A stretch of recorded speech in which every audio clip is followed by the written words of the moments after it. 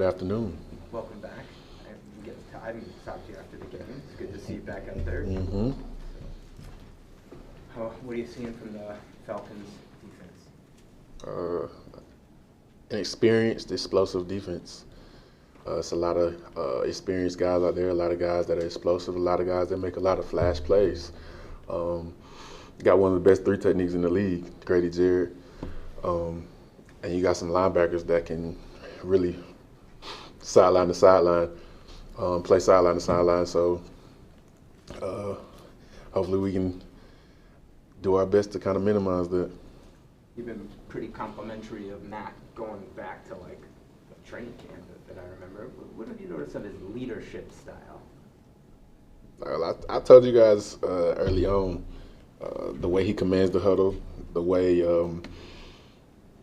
if anybody messes up on a play in practice, he doesn't just allow it to fly under the rug, or he doesn't wait till the coach says no, run it again. He does it himself. So I mean, that's enough said right there. How impressed have you been with what you've seen from him? I mean, that's practice. Super impressed. It's Mac 10. Mac 10? Mac 10. Trent, what's it like working next to Shaq? And you guys had quite a few big blocks together on Sunday. That's my dog, on and off the field. So I think us just having the relationship we have is kind of like second nature for us to kind of make the kind of plays that we do on the field. What'd you see from yourself when you watched that film from Sunday? I'm definitely not satisfied. It was a decent first outing, but I can do better. I can be better. How do you feel having played a game now, and it's two days later? I feel great. Still feel fresh. What do you think Ted Ferris has brought to your group? Ted is another smart guy. Him and David both played in center position. They both see the field through the same set of eyes, and that just another set of eyes that help Mac, and we analyze stuff that much faster and get the ball rolling. I know you missed a lot of practice, but do you still take snaps at all on the left side, or are you strictly a right tackle? I take a few here and there just to stay polished. Been in the league for a while now. When you think about, like, I go back to like rookies and leadership. Like, I think sometimes it's hard for a rookie to come in and sort of take control or lead, you know. And so I guess how rare is it what you've seen Mac do? Well, I think he was a bit timid at first to kind of command the offense from like a huddle after the practice or whatever. But like I would told him, I know I personally told him that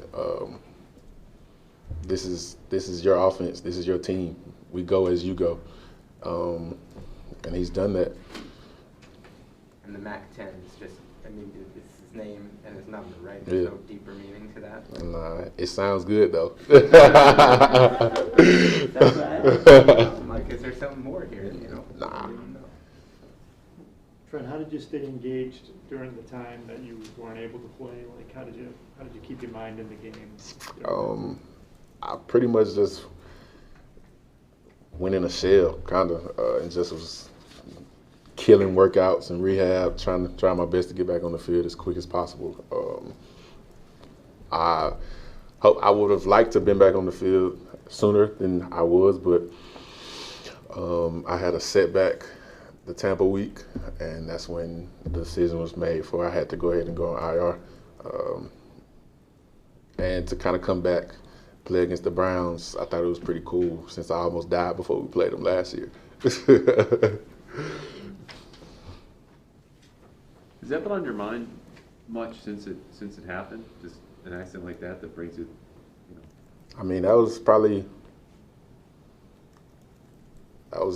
was different. To be expected, well, coming off of COVID and then just expecting to play a game and then make it all the way to the city, to the game, to the locker room, and I'm going through my normal routine, getting the IV, and to just pass out and almost going to cardiac arrest was crazy.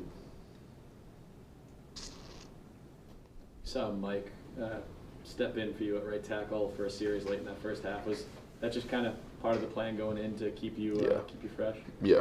The plan going in was to, you know what I mean, monitor it best I could, well, as a team, and not to overdo it. There was nothing wrong with me. It was just all part of the plan.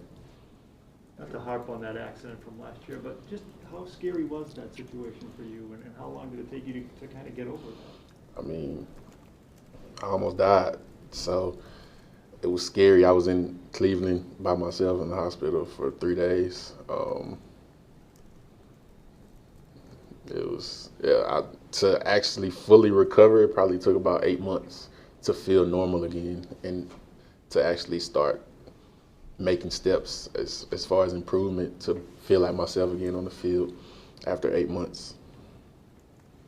Charlie, regarding that, you said fully recovered. Are there any steps you have to take today? Anything you do now, a year later, to monitor the situation? Nah, I'm good.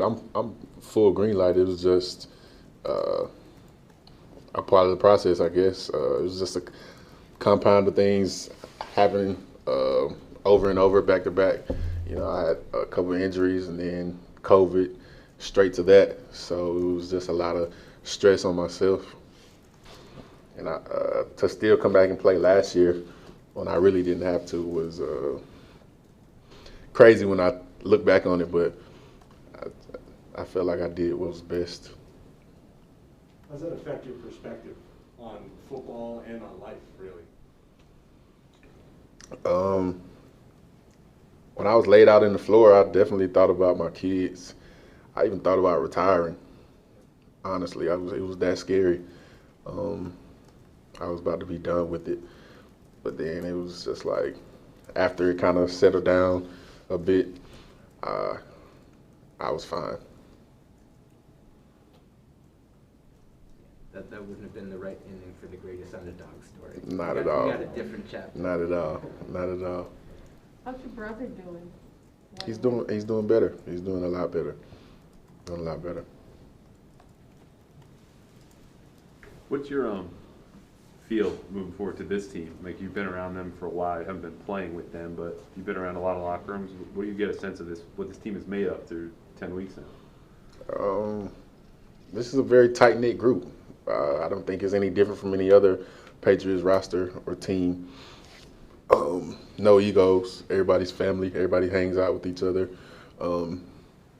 Nobody sits by themselves in the cafeteria or none of that kind of stuff. So it's family, all family, all for one for all. I asked Mac. He couldn't help me. Do you have a favorite Judon story? I mean, it's another one created every day, so I don't have a favorite. He's definitely like a character. One of many, though. One of many. Yeah. I think everybody has a little bit of personality on the team. Final question, guys? Trent, I know in your first time around you were pretty close with Coach Scar, so I'm just wondering what your relationship's like with Coach Priscilla now. I'm a bit older now, and he's kind of a younger position coach, but I think the relationship is pretty good. We help each other out. He asked me, Shaq, Dave, and Ted, and we just kind of bounce things off of one another. He's our coach, and he leads us, and that's just what it is.